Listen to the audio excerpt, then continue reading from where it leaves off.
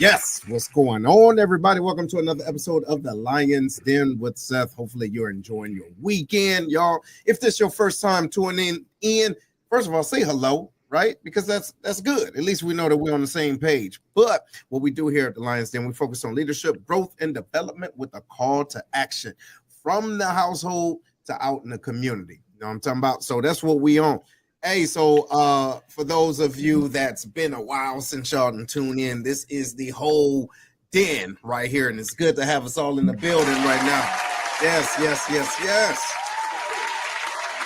You know what I mean? So there's, a lot of things that goes on, right? We have children, you got days going in, school starting back, but then we also got different ventures and everything. So Miss Danny, what you been doing? Tell us a little bit about your about the podcast support that you have for podcasters. What you got? Yeah, well, hello, you guys. Good to see your faces. Hello to those of you tuning in. Outside of the den, I am doing podcasting for newbies. So with that includes the podcast itself and then coaching. So I've been onboarding some clients, working with them heavily to try to help them launch, grow, and monetize their podcast. And then, of course, mom life as a solo parent, just tending to the kiddos. But that is all. Well, that's good. Well, look, just congratulations with that. Keep up with that, and make sure that you're putting that information out there so people can support you with that. Hey, Jabri, what's up, man? What you cooking, man? You working on that macaroni and cheese, or what's up, bro? What you doing? I think I got that down packed, man. Yeah. It's just been a busy summer, man. Which is a blessing, being an entrepreneur, man. Just the fact of people wanting what I have to offer, look, it's a blessing. So, yeah, I got a school-age daughter. Well, not school-age. She's in college, man. So she's been taking classes over the summer, and her classes start back tomorrow for the fall semester. So, wow. Yeah. Well, that's what's up, man. Now, where you cooking at? You still in Santa Ana, or how far do you go around Santa Ana? So I've actually flown to different places to do different things. Mm-hmm. The majority of my clients are in San Antonio. Different days of the week, I do different things, but a lot of things have been going on this summer as far as different events, different private type dinners and everything. So yeah, I've been busy, man. I've been really busy. All right, that's good. Well, look, ladies and gentlemen, make sure y'all go and check out and support Jabri and his cooking ventures. All right, word is he can freeze dry and email you some food at the same time. All right, email it. Oh, bro, hey, that was the quickest way I can get some of that. You know what I'm talking about? But what you been up to, man? What's going on with what's up, man? It seemed like you've been trying to do something, and I think you forgot how old you were. What's going on, bro? Well, man, the thing is, man, I was playing against people 20 years older than me. That's what the problem is. Older than you? Yeah, man. Hey, yo. So I went out there and tried pickleball, right? Mm-hmm. And me being the go-getter that I am, sometimes I forget what size I am, and I'm not the same 215-pound guy running around the court. Mm-hmm. Yeah. So, you know what I'm saying? I took a great fall out there. It's on video. Uh-huh. And, man, I can't even barely lift my shoulder up. Yeah, it was bad, man. It was all the way bad. Trying new things, trying to change. See? You know what I'm saying? I was trying to change, but I didn't follow the proper steps. Yes. See, I was on my ass. That's what happens. And so, ladies and gentlemen, that's what we're going to talk about, right? How to stay on your feet and not on your ass, all right? As we talk about these daily habits. So think about it, y'all. Everything that we do right now, it is a habit, right? Sometimes we do things that's just unconsciously, right? And then here's another thing. Over 80% of the things that we do is emotionally driven. So what is it that we do? Why do we do it? And when do you actually analyze how to stop that habit to create a new one? So Danny, what do you think it is as far as, wanting to change a habit? Why do you think individuals want to change habits? I think a lot of it, especially, us skin folk, is just wanting to get out of a bad circumstance, sick and tired of being tired, wanting better, wanting to change their circumstances for their families, wanting stability, wanting more out of life. Mm-hmm. What about you, Jabri? What you think, bro? I think it's strictly results, man. If you're doing the same thing every day and expecting different results, what do they call that insanity, right? True. So there has to be a point where we realize what we're doing is not getting us to where we want, and then you have to backtrack those steps to realize, hey, I might need to start over and just start doing things a little more different. Okay. Well, no, that makes sense. So, but listen to this though, Herm. Now I've heard that before, right? Doing the same thing and expecting a different result is insanity. But what do you think about creating the right plan and sticking to that plan so you can expect the right result? You get what I mean? So, like if somebody break down something, like think about it, right? We were services. So let's say, hey, this is the diet plan, the fitness plan. Stick to this. You can expect this. What do you think about the reason why people don't stick to habits? Well, that's a change. You know what I'm saying? As soon as you get that diet plan in your hand, now this is a change that you got to break from what you was already doing, right? And so now you stick it to this plan and you're getting your results, but soon your body acclimates to that plan as well. Right. So if you continue to do the same thing after your body got acclimated to it, you're not going to see that change. You're going to have to modify again. You're always going to have to continuously change something if you want to see improvement down the line. That's right. You know, so yeah, you're going to have the great plan, stick to the plan, right? Right. But eventually you got to keep the plan's got to be fluid sometimes. That's right. Because eventually, you know, you're going to plateau. You're going to hit what they call a plateau. So what do you do from there? Let's tweak. You ain't got to scrap the whole plan, but let's modify a little bit. Yeah. Let's tweak little things here and there so we can continue to improve, stay uncomfortable and continue to improve. No, I like that. So look, ladies and gentlemen, it's going to school time. All right. The kids back in school. Now it's time for your ass to get to school. Now I want y'all to really think about this. Okay. Write this down or rewind this. All right. And hopefully you're hitting this like and subscribe button so you can watch this again. Right on. So here's the steps, right? As far as creating new habits, you have to have your intentions, right? Think about your intentions, your behaviors, and then your habits, right? Analyze those things. And then your practice. You have to continuously practice it because, ladies and gentlemen, you're not going to be a subject matter expert if you don't get used to it. And then it will become second nature. And you become to internalize it in your daily routine. And then after that, you become who you want it to be in the beginning of changing that daily habit. So, Jabri, what do you think the hardest part of that cycle that I just read off is, in your opinion, to changing the habit? I think we all have the intention to want to do better, but it comes at about step 2 or 3 to where society has gotten us to believe that things should happen a lot faster than they do. Right, we have a air fryer mentality, right? We don't get on for a metaphor term.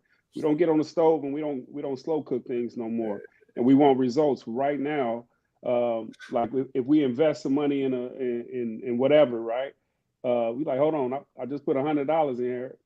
Why I'm not rich yet, right? Or I started working out last week. I don't see no results. This is ridiculous. And so we have to really maintain our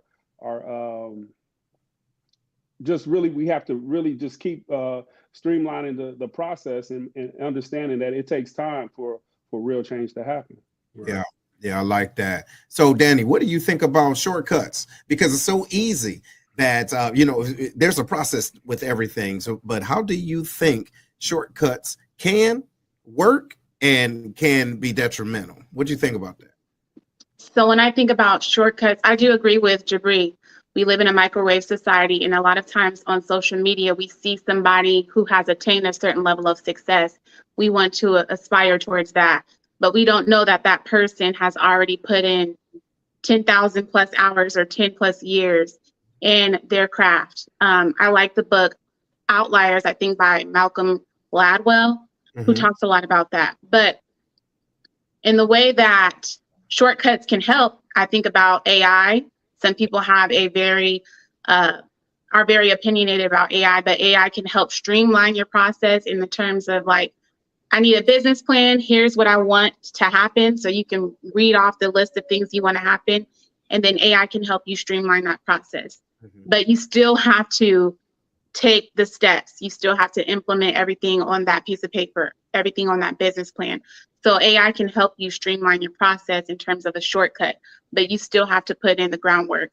Yeah. Faith without works is dead. Today's Sunday. So I'm thinking about if you're going back to biblical principles, there's still the work that you have to put in. Even though you aspire towards something, you have to take those small steps.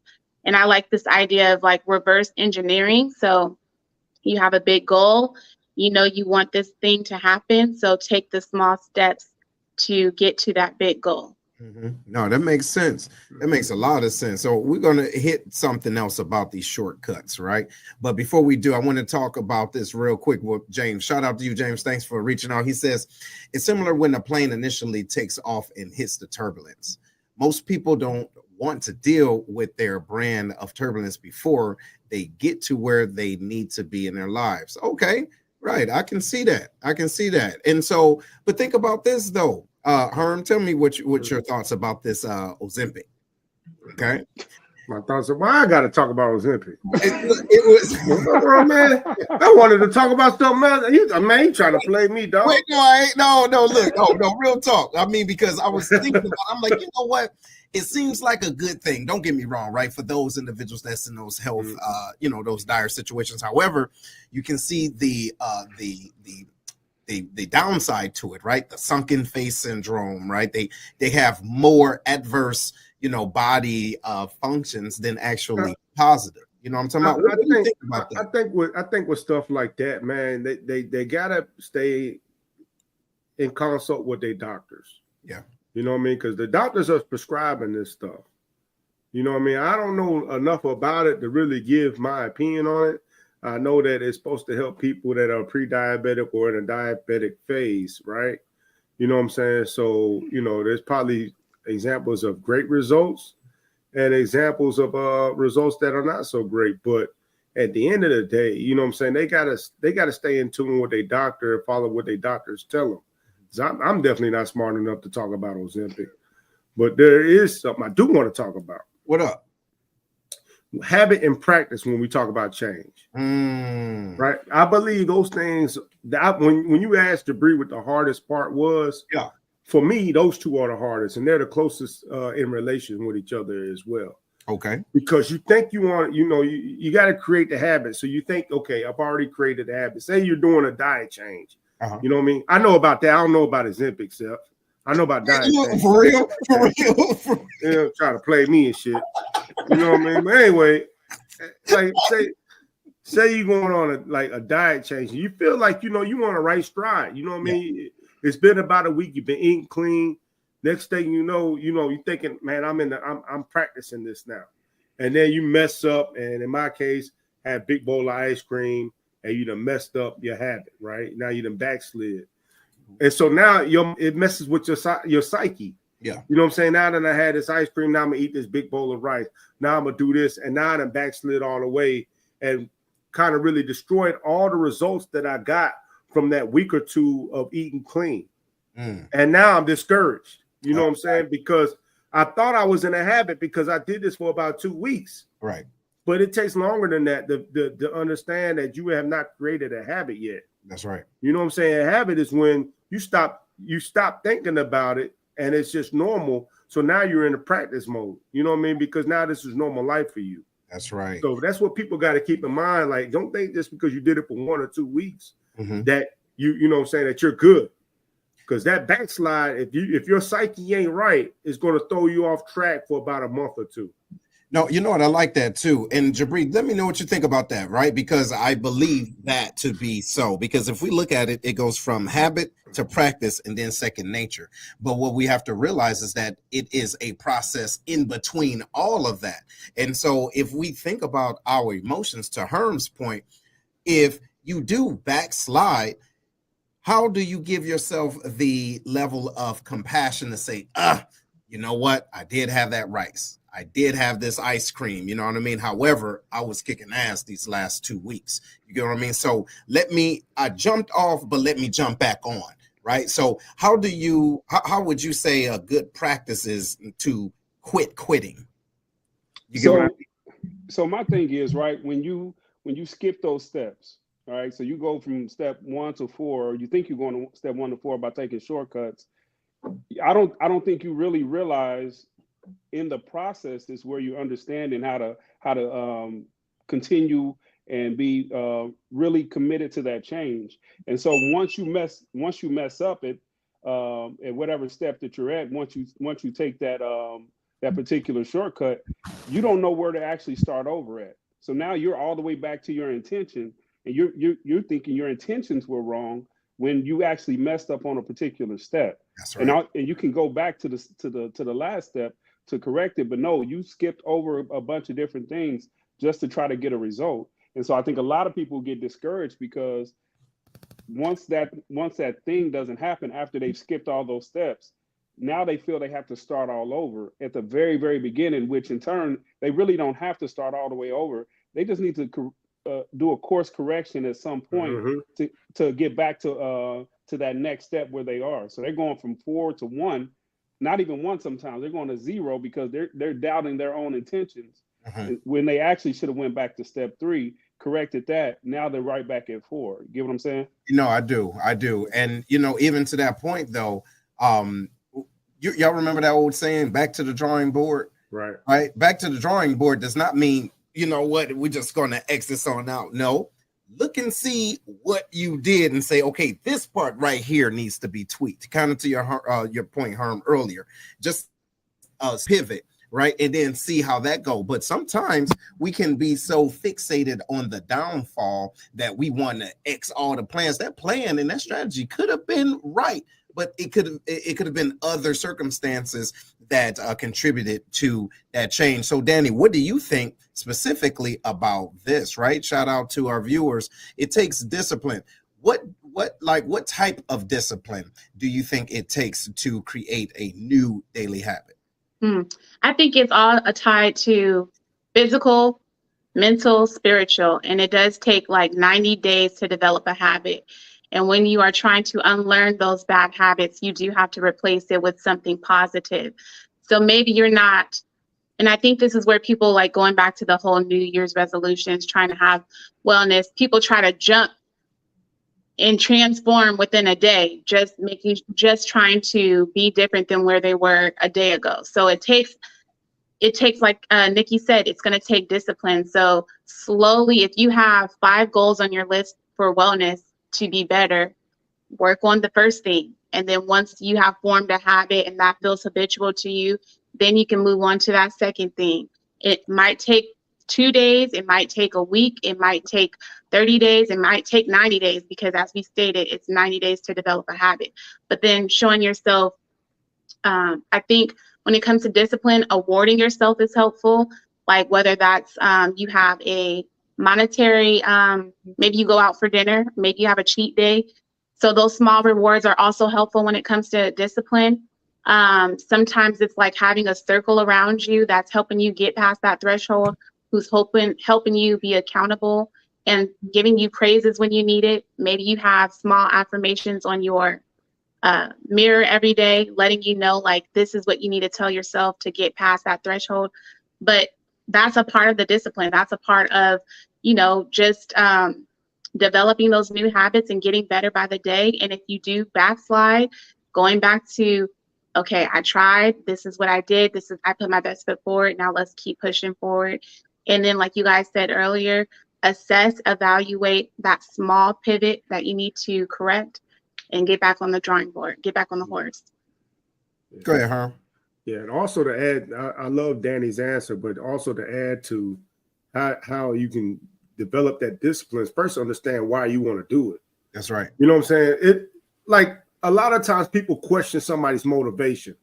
I don't question nobody's motivation because that's their own. Man, their motivation could be, man, I just want to impress the ladies. I want to impress the men. You know what I'm saying? It could be something in my mind as trivial as that, but that's whatever motivates them. I care about what Jabri talked about, the results. That's right. You know what I'm saying? So no matter what the motivation is, you got to think about what it is you're trying to achieve by the change you're trying to make. Mm-hmm. What is the goal of what you're trying to get to, right? Is it to get that promotion? Okay, So now you know that your goal is to get this promotion. What changes do you need to make in order to get this promotion? How do you fall in line with that promotion? Right. Is it to be more attractive to people that you think you want to be attractive to? Okay. You can't automatically transform into Herman. So what else can you do in order to get there? You know? That's it. All right. You made your damn point. I'm just saying. But I get you so stupid. I was right there too. Right? But see, look, he do that. He a master, right? Because he keep the spoon. He keep the spoon. And all of a sudden, he's like, I got it. Damn, nut. But look, anyway, no. But to your point, though, I do like that.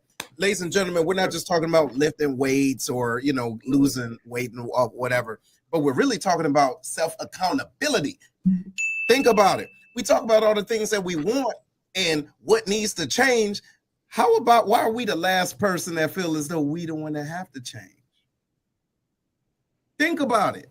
Think about it. Sometimes we have this God complex, like everybody's the damn problem, right? So if you want to get that promotion, like if you see everything you need to do, listen, ladies and gentlemen, let's be honest. Sometimes the job can't afford to give you a promotion, but do you know your value? Understand your worth? Are you willing to do what you need to do to get to be in a different situation that's in line with what your desired result is? Or let's say relationship wise, I don't know why she won't do this and this and this. Okay, but what are you doing to create that space? Right. You see what I'm saying? Like, this can be done everywhere. So Jabri, man, what do you think about that, man? As far as the accountability piece, why do you think people struggle with holding themselves accountable when it's time to change? Because see, we can talk about, like, I can talk to Herm every day, man, such and such need to happen, such and such need to happen, but then it always come back around, well, what can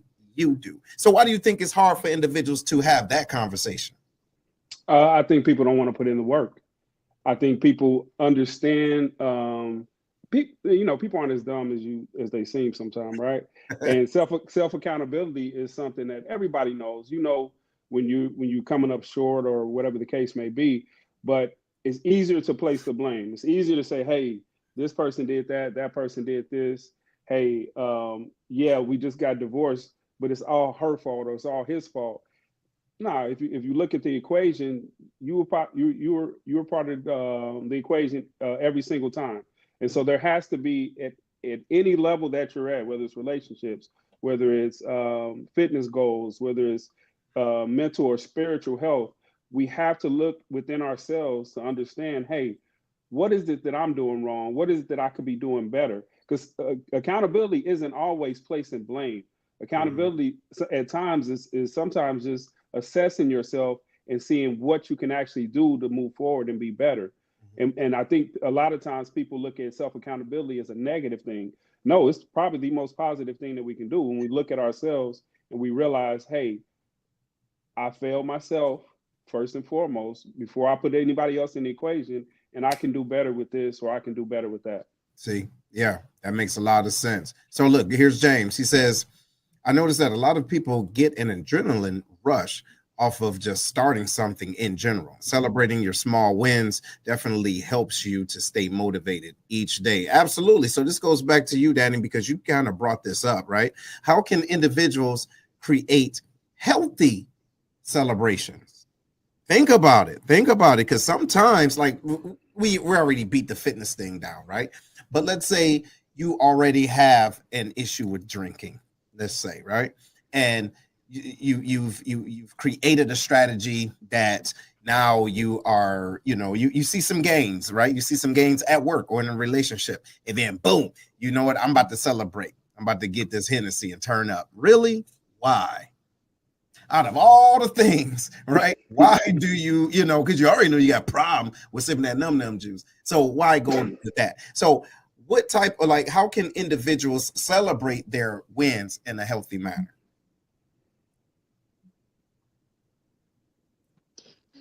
I ain't stumped you, did I?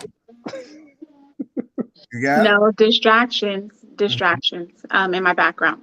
You said, how can people celebrate their small wins in a healthy manner, correct? Right. So if I would say And it depends on what it is. Obviously, you don't want to subject yourself to the same environment you're trying to move away from, or you don't want to go back to an environment. If your thing is I'm an alcoholic and I need to stay away from that type of environment, then you don't want to celebrate by going with a bunch of friends to the bar. That would be defeating the purpose. So a small win could be like, man, I tried a new mocktail today and that was great. And then now I'm on a journey of 30 days of trying mocktails. I mean, if I'm trying to think about something that's a direct correlation, if that's really your thing, you can try mocktails when we talk about alcohol. But I think I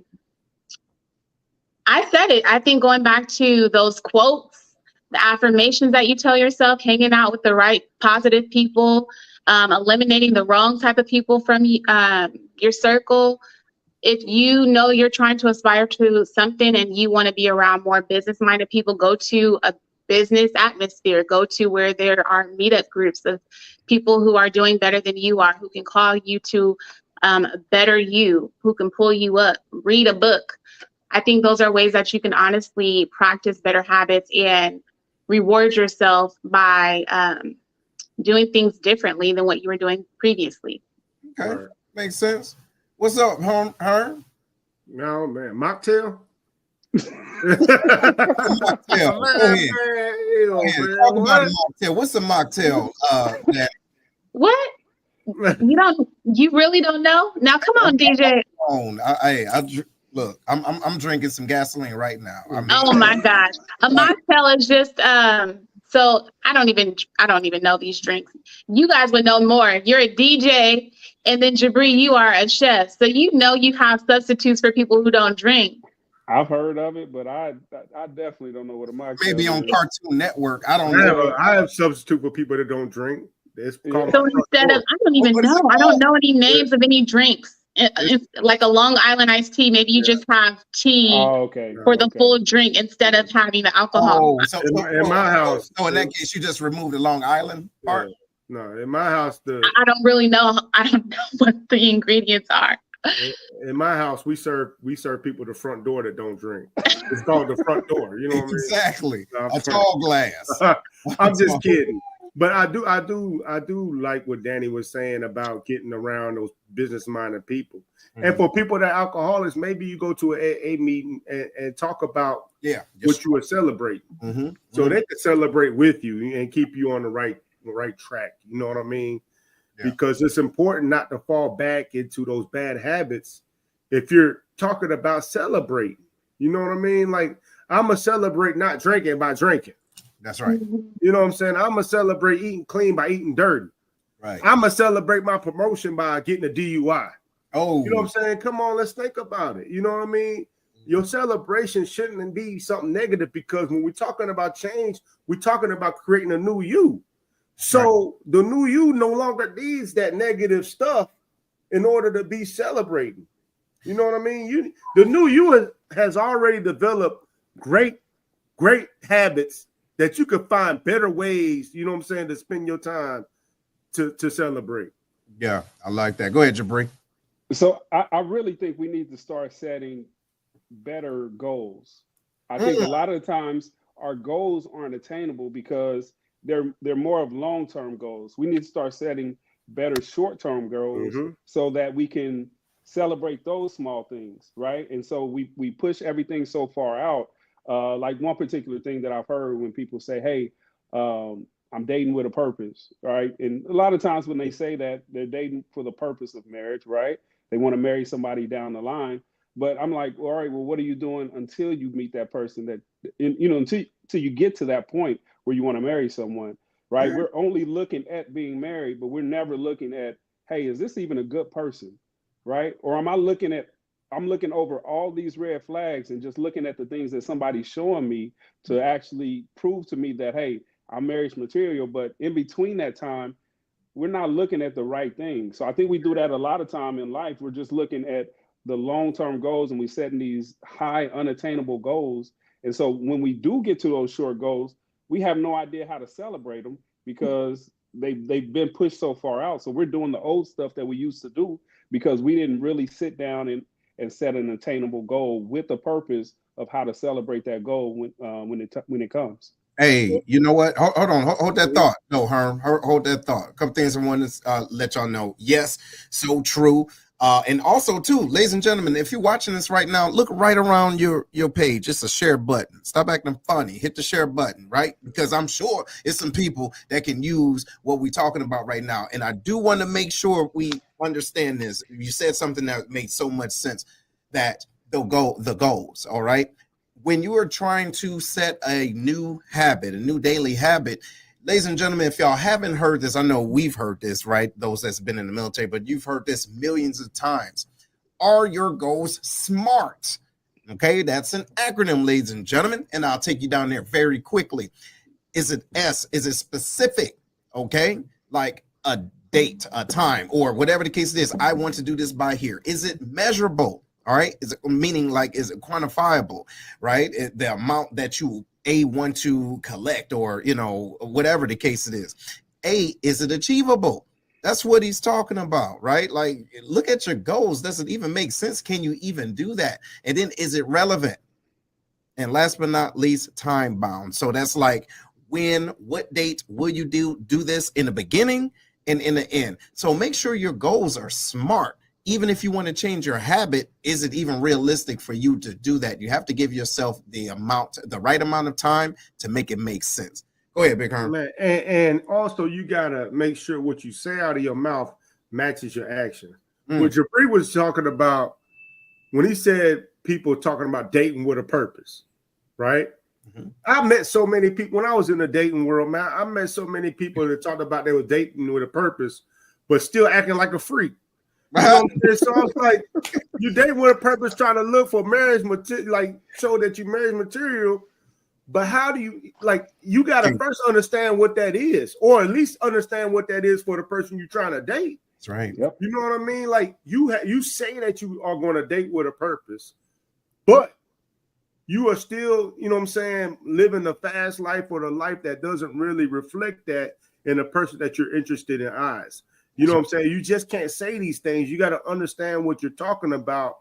And if it involves another person, you know what I'm saying, understand y'all are both on the same page when it comes to that, what that's supposed to look like. Yeah. No, real talk. And I mean, think about it, y'all. Like, I know we're taking this habit thing and we're widening, but I want y'all to make it make sense to you. As Herman and Jabri actually articulated about dating, how do you really, for those individuals that want to date or be with a high value individual when you're a low value person, or you have low standards yourself? So how can you hold someone to a standard that you don't even hold yourself, accountable for? So these are the type of things, but it takes a daily habit. You have to make that SMART, set those SMART goals so that you can actually be seen by someone that's attracted to the new version of you. You dig what I'm saying? Just because you talk about, I know I'm valuable, and I know what's out there is for me. Really? Really? What are you doing to attract that? What type of pheromones are you pushing out there in the world that is attracting the individual that you want? Because are you even the individual that they want? Let's be real. So, Danny, let's talk about this, okay? Just in general, all right? Not you specific, but have you had conversations with individuals that wasn't realistic about their current state, but they were hell-bent on what somebody else needs to be in order to be in their lives? Do you know individuals like that? I mean, you said not my situation, but yeah, my situation. Oh, yeah. All right. We'll talk about it. I think I even brought this up before. I had a conversation with an ex for Valentine's Day, which turned out to be a 3-hour-long podcast, which resonated with a lot of people. And one of the themes that kept coming up is just, he had different ideas for the relationship, and he was very goal oriented, but that action, those small steps towards getting where we needed to go, he just missed it a lot of times. And if you look at the history of his relationships, even going back to his marriage, and again, I said all of this publicly, so not in his absence, I said this on the podcast. If you look back at his marriage, 10 years in that marriage, it just was not successful because of that same reason. And then he brought that same behavior into every new relationship. And then every one of the women he dated were the blame, and he was not self-accountable. It was, no, they just should have let me hold it down. Well, you weren't bringing nothing to the table. You wanted to hustle your way through stuff, and that's not stable for any woman. So again, going back to that self-accountability piece, that's why I personally am single, because I know I don't have a lot to offer anybody. I don't have any problem saying that. I don't mind during this process learning, listening, reading up on stuff, researching, attaching myself to people that have thriving relationships, people who are solo and happy and thriving in the space that they occupy. So those are the people I try to connect myself with. Like I said earlier, finding a mentor, again, self-accountability, a lot of the things that we said before. But I think in that case, he struggled because he saw everybody else's shortcomings instead of his own. He thought that I'm a hustler and that should be enough to sustain a relationship because I'm out here trying to get it. And women are like, no, that's not safety. That's not security. Next week, like, he's like, okay, we're shopping at the Dollar Tree and that should be enough. I'm like, no, there's no reason why we need to be getting our meals from a Dollar Tree. Like, we need to step it up. Like, and I'm telling you guys all the business. But yeah, that was the conversation that we had. And I understand wanting to support your friend or whomever through that time where they're really struggling or trying to get it or trying to get past the threshold.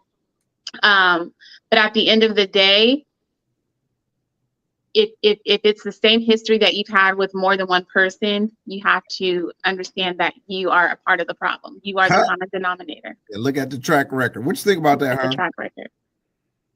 I think that she's spot on, you know what I mean, with that, because we can always look outwards of why, you know what I'm saying, why I'm single. It's everybody else's fault, the reason why I'm single. Ain't nothing wrong with me. You know what I mean? I'm fine. Everything is good with me. Everybody else is the reason why I'm single. They can't handle me, or they can't take a strong, dark-skinned brother, you know what I mean? All these different reasons why, you know what I'm saying, why I could use if I was single. I'm happily married, but I'm just saying if I was single, there'd be a whole bunch of reasons that people could make up why they're single. And it never has to do with them doing what the topic of the show is changing something about themselves. That's right. I'm not attracting what I want to attract because I'm over here, you know what I'm saying, with my head pumped up thinking everything is all right with me. But there's some kind of trauma within me that's making me unattainable for the people that I want. You know what I'm saying? I'm throwing somebody off. I'm throwing multiple people off somewhere, you know, but instead, they just can't handle me. See, they ain't ready. They ain't ready for me yet. Yeah. No, yeah. You're really not ready to address the real problem. That's what it is. You're not ready for the version of you that you say you want. So check it out. Jabri, man, what do you think about this? What type of person should an individual surround themselves with so that they can hear the damn truth? Think about it, because we have a lot of delusional individuals out there, ladies and gentlemen, that connect themselves with more delusional individuals that echo your delusion. You dig what I'm saying? So if you're supposed to be changing your daily habits and you're talking to a confidant, right, or a good friend or relative or whatever, what type of person, should you surround yourself with, and how should the conversations be? Like, how would you frame that conversation to know that you're talking to the right person? So I think you really need to be around the change that you want to be. So you need to see that in the person that you're around, right? And so a lot of the times we surround ourselves with who we were, and it doesn't get us anywhere because it's a crab in a bucket mentality, right?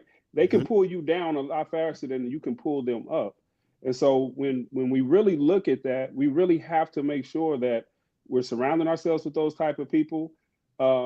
instead of the things that we say, we should be listening more, because if we're around people that we want, that we can see ourselves becoming, then there's a lot of information that they have to give to you rather than you doing all the talking. A lot of times when I feel like I'm doing all the talking, I'm like, all right, well, I need to level up in my conversation, because I want to learn more in any situation or any room that I'm in. So so when I'm surrounding myself with like-minded individuals that want to attain more and want to do more, I find myself listening 2 times more than I actually do talk.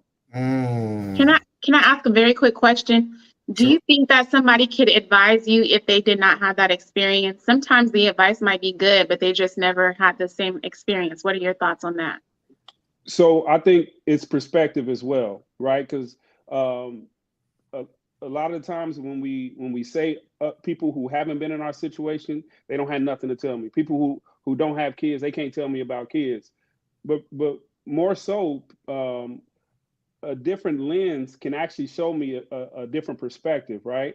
Because a lot of times we're looking forward to take care of whatever we have to take care of, but the people that don't or haven't been in our situation, that may not have kids, they're looking at it from a totally different perspective.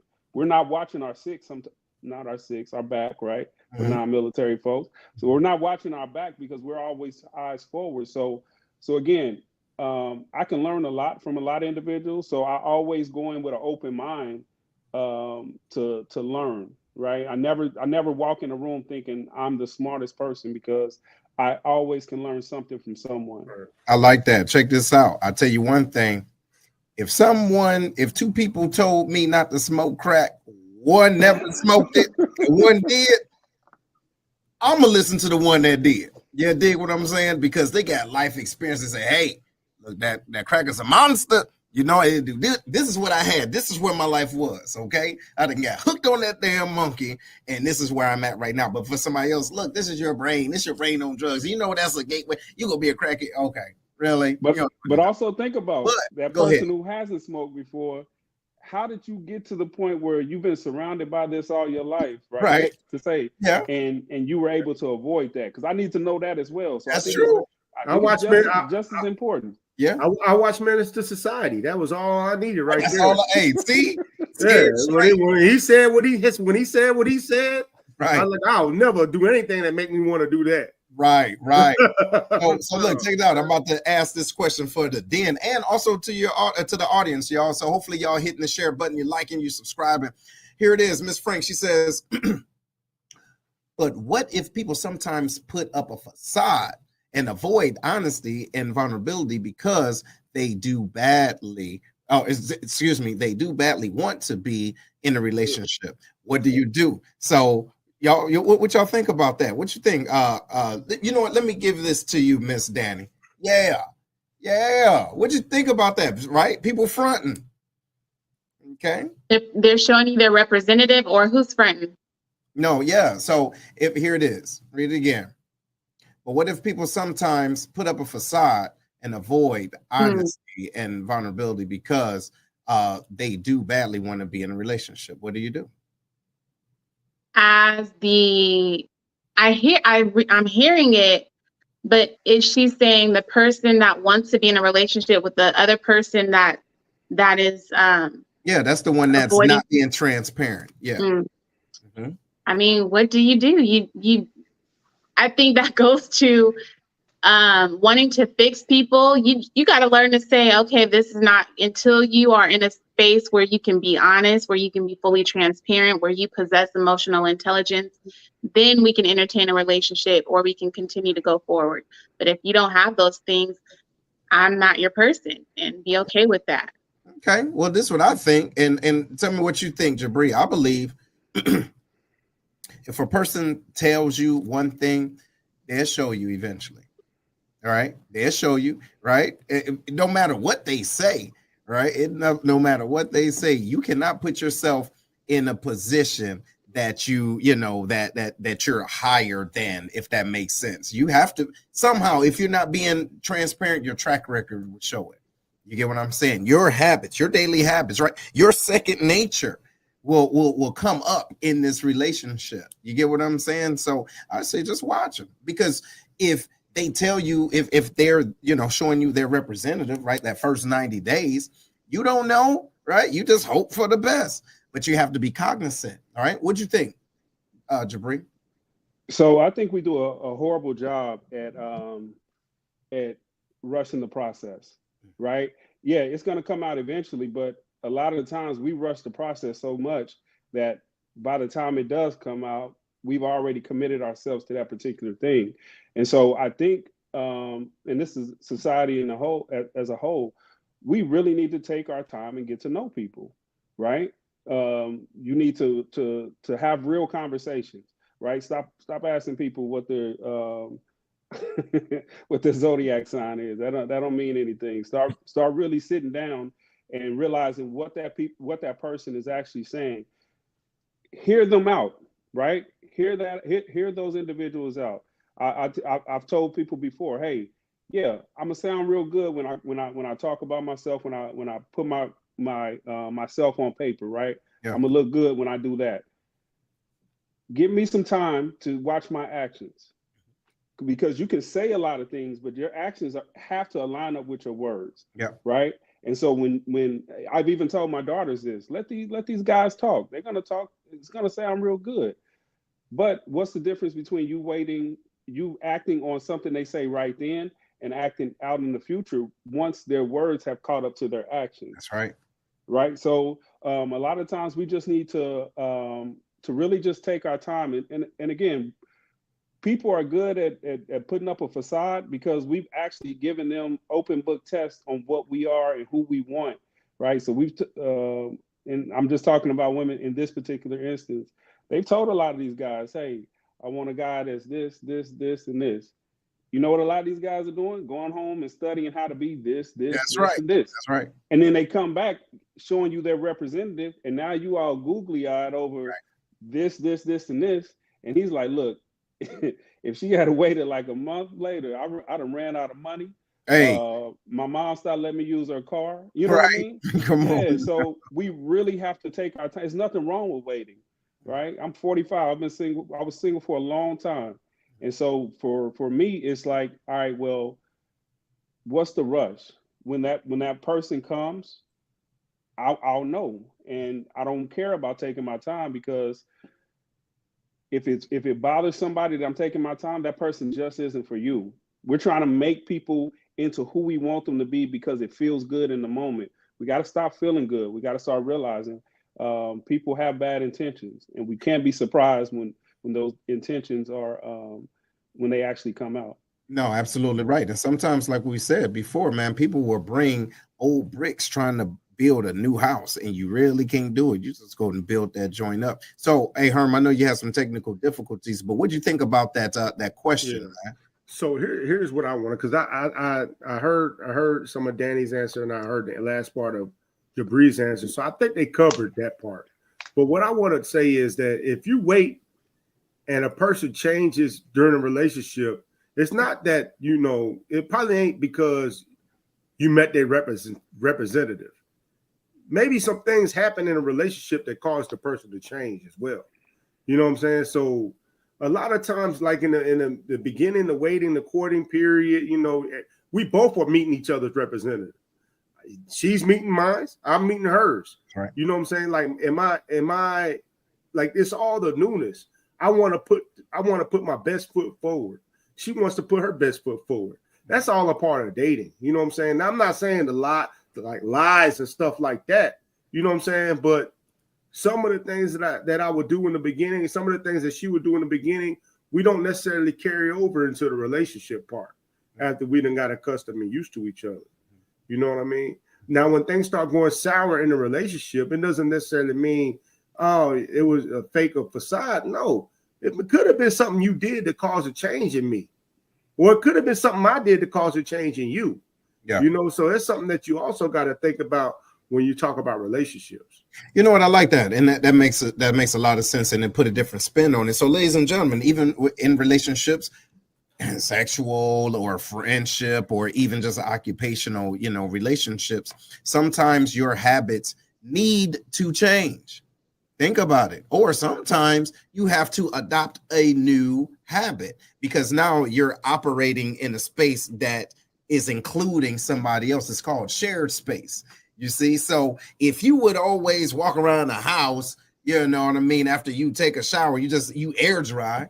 You get what I'm saying? That might throw somebody off like, hey, do you mind kind of like, you know, air drying in the bathroom, right? Getting situated, because that throws me off, right? Extreme. But to that point, if the individual, if the situation, or if the desired result mean that much, all right? Now, this is for you, Danny. What should people consider before even changing their habit? Think about it. Like, is this relationship, is this this diet goal or this occupation that important for me to change my habit and to incorporate these steps? What type of things do you think people should consider?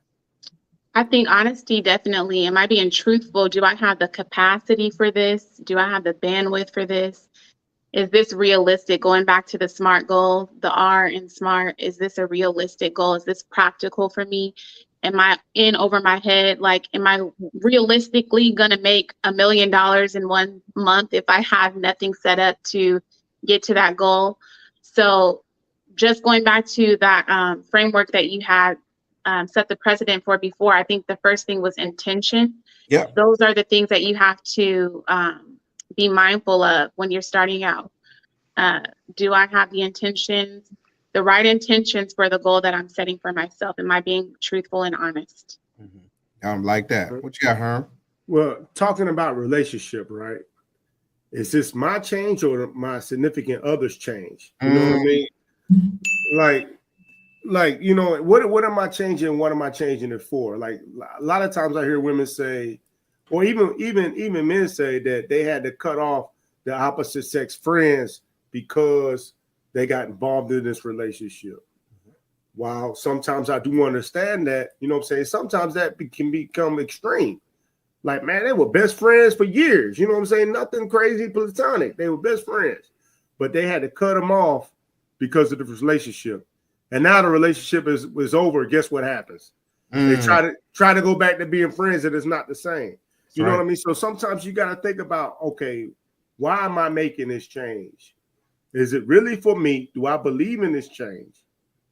You know what I'm saying? Now, the significant other could want you to change something that can make sense to you. And you're like, you know what? I'm feeling that. This will be my change. But like, man, I'm not really feeling that. I feel like I'm being forced to change something that really ain't me. That's right. No, that's a real good point. What say you, Jabri?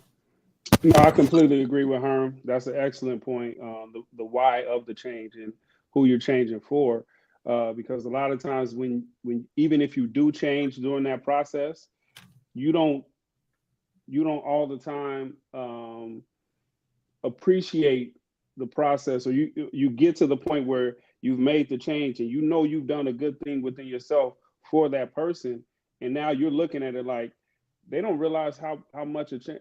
They don't even appreciate what I've done. And now you start resenting yourself. You're like, what did I do this for? Why did I get rid of these friends? Or why did I make this particular thing happen in my life for a person that, for their insecurity a lot of the times, right? And so again, just piggybacking off of Herm, we have to realize we have to change for ourselves. And those are the sustainable changes. Right.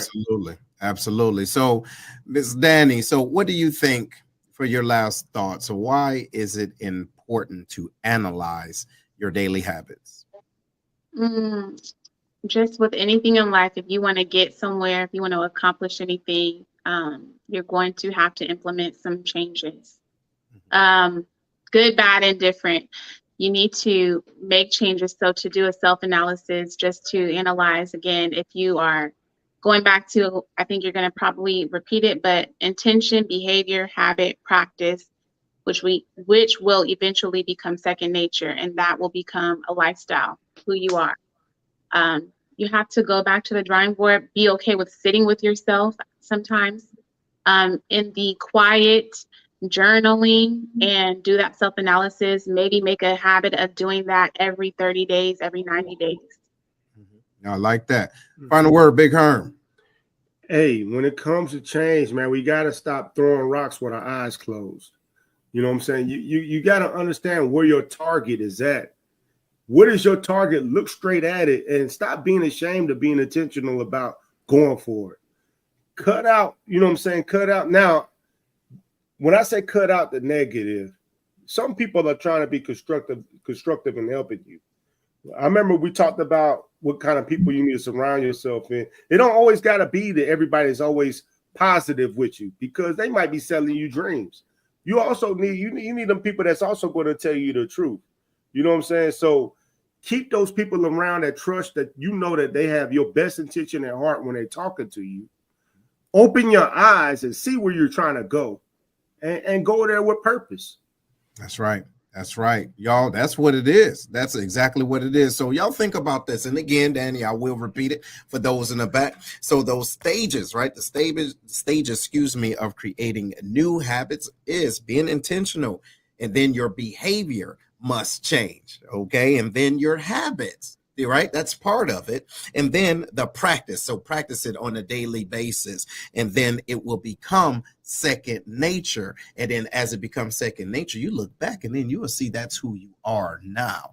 All right. So ladies and gentlemen, stay intentional and think about what you're doing right now. Ask yourself, why am I doing this? Do I need to change? You might need to. Right on. But before we go, I do want to thank everybody for tuning in, for sharing, for commenting. Thank you, everybody. First of all, big shout out for everybody doing that, right? Because it's Sunday, you know what I'm talking about. You could have been everywhere and anywhere, but you are here today. Thank you, Ms. Frank. And so very quickly, we had an exclusive show. Make sure you tune in to it, right? It will be tomorrow. So that's on the, what's that, 26? Yes, 26, 6 o'clock. Eastern Central, 7 o'clock Eastern Standard Time. We will be talking about Women's Equality Day. All right. So we had a panel, and the title is, One Conversation at a Time. Y'all, woo, some good stuff, real good stuff. So I highly encourage you, tune in, chime in, so y'all can get some of that good stuff. Right on. But other than that, y'all take care of each other. All right. We'll talk to y'all on Flip Flop. Later.